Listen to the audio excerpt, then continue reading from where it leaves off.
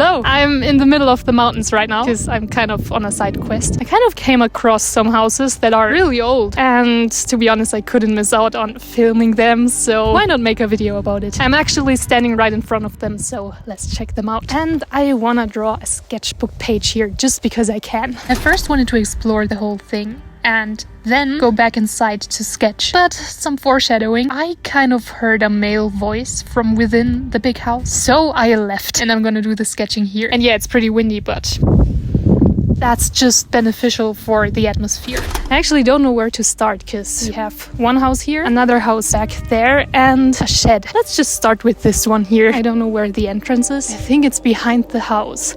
Okay, we already have an open window here and an open door back there. You know what? Let me take a look inside the window. Okay, whoa, it's broken. The first thing I noticed was all the broken windows. They were everywhere. So for inspiration, I'm first gonna sketch a broken window. That's my first inspiration. We do have a path here. Probably hasn't been used for a long time. Alright, I decided to make an entity designed for 4 areas. The first one is this long house that you can see here that contained quite a lot of rooms. So let's look into the rooms first. That's really scary, but I wanna see what's in there. I don't know if I'm brave enough to go right in there, but oh, it's just a tiny chamber. Okay. This is the second chamber. It looks about the same, except that there's a jacket up there and what's that? Can't read it. And some coffee. Okay. The third room has a table, a bathtub. This is some kind of oven, I think. Whoa. I still think that it's an oven, so I'm gonna include it. Maybe this was a kitchen, actually. I think this was a kitchen once. Right, this looks like it was a washing chamber or something. I don't know who washes bricks, but why not? No, I'm not gonna miss out on this. I'm gonna include it as well. Okay, it's starting to rain. But that doesn't matter. At the end of the shed, we have this door, which contains skis. The roof is kind of broken. Second door contains a vacuum cleaner as well as ski sticks. And the roof is kind of intact. But where it gets really interesting is this room. There's a closet, an open closet. I'm kind of scared to look inside. It's just an open closet with some spider webs. Alright, I have no idea what I just created. I basically merged the collection of neighboring doors with eyes inside, the oven that's actually burning, and the laundry basket, but without bricks, because the bricks are flying around the thing. My idea is that this is some kind of crazy entity that flies around and throws bricks at people, but only when its fire is burning. So if you put out the fire, the bricks will fly into the basket again. And I don't know why, I don't know what it exists for, but I think it perfectly represents the chaos that you could find in some of the rooms. And it kind of fits the mix of the old building paired with more modern items. Alright, let's get into the main house. Okay, the house I'm going to go into has 3 floors. And I decided that each floor is gonna be one entity. The main element of the first floor is going to be the green door, the entrance door. It's beautiful. I'm actually kind of scared, but let's go. This is, I actually don't know what to say. It's kind of impressive, kind of scary. Okay, we have some really tiny side rooms here and a lot of nails on the ground. This is a really big hallway. Get out. I'm not gonna do that. I'm just gonna keep exploring. I'm brave today. Well, I'm gonna add this one too. It's quite scary. I don't know how to incorporate it yet, but get out is a pretty clear message that you don't want to read in places like that. There's an umbrella. A broken umbrella, of course, like everything in this house. I'm gonna add the umbrella too. Why not? And I think I forgot how to draw an umbrella. What is this supposed to be? It's like quite a lot of rooms. Whew. And it's windy here because the windows are broken, as you can see. Yes, I'm gonna add the element of broken glass once again because it's a very noticeable element. I'm wondering what all those rooms were once used for. There's a potential kitchen, then there's a potential living room, then there's another potential kitchen, then there's another potential living room. I actually don't know how many people lived here. As you can see, everything's just broken. So another element is gonna be that everything is broken.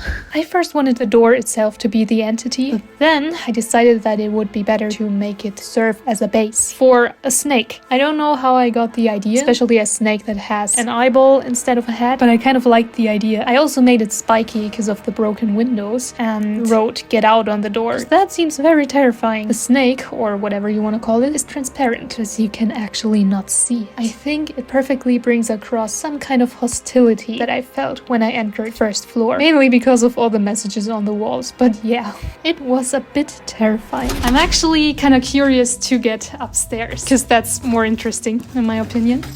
Ooh, there's a lot of broken glass on the floor. I actually like the stairs. The staircase is cool. It needs to be part of the third entity. Wait a minute. There's some rooms on the plateau before the second level. This is the second level, or like we say in Germany or in Austria, the first level. The sound is pretty echoey here. There's quite a lot of empty rooms. Okay, this is the second room. There's a third one. I'm confused. I'm scared to step on anything that will break. Ah, that's it. Some kind of chamber. The main theme that I noticed on the second floor is emptiness, because all of the rooms were just empty. There's literally nothing in here except for broken windows and broken walls, and the floor is luckily not broken, at least I hope so. Of course, additional to the theme emptiness, we have broken windows once again. All the rooms here look literally the same. They're empty, and that's it. So since the main concept in my head is emptiness, I wanted the base to be a blank orb, and I just added some stairs on the sides that kind of fade into it. Of course, to not forget the broken glass that was lying around everywhere. I added it floating around the orb, and when I colored it, I decided to keep the center pretty light, because there's just a lot of empty space. A combination of blue and purple is just perfect. To contrast that, I made the stairs even darker. I went over it with a gray marker and then added some orange with my pencil. I wanted to create a sense of a bigger emptiness, because you can see the size of the stairs, and you can see that there's many stairs, just like there's many empty rooms. And this is how the second floor felt for me. Let's move on to the third floor. Of course, carefully, don't want to get hurt. Oh, okay. There's an attic. Whew. This is just cardboard. It's okay. That's a really big attic. Just look at this. It's really silent here. Yes, I'm gonna add the fact of the space being silent. I have no idea how, but somehow. It's definitely bigger than my studio, which is an attic as well. The main shape of this entity is going to be a triangle, like the shape of the attic. Ooh, you can see the mountains.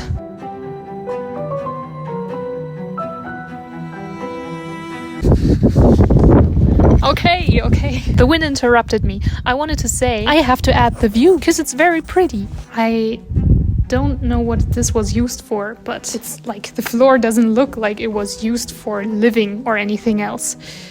Probably for storage. Something unusual that I noticed is that floor is out of beton. I forgot the English word. This is gonna be an element as well. And there's even more windows, like windows everywhere. Some pipe. Well, once again, broken windows. I kind of want this entity to be a mountain that's floating around with a hovering wood structure on top that also has some very sharp glass shards on top to defend itself. Maybe. The mountain is actually snowing at the bottom, so when there's snow lying around, the surrounding area gets way more quiet, just like up there in the attic. I think it has the most peaceful vibe and also the most positive colors, because it has some bright green, some bright orange. I didn't want to make it that orange, but whatever. Some blue, some light blue, and a bit of purple. I think it represents the attic perfectly. I don't know if you noticed, but there's eye motifs in every single drawing. The drawings also kind of resemble biblically accurate angels, or seraphim, like I learned. That's the ones with the eyes.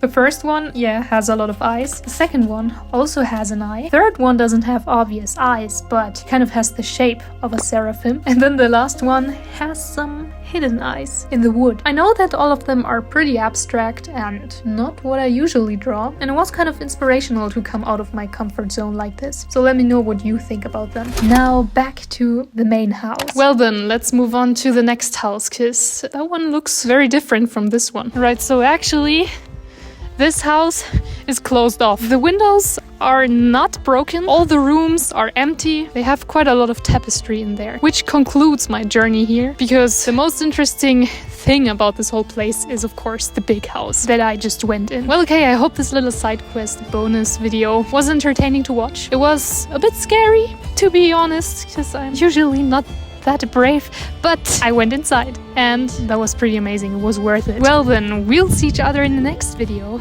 and until then, have a nice day, evening or night, and bye.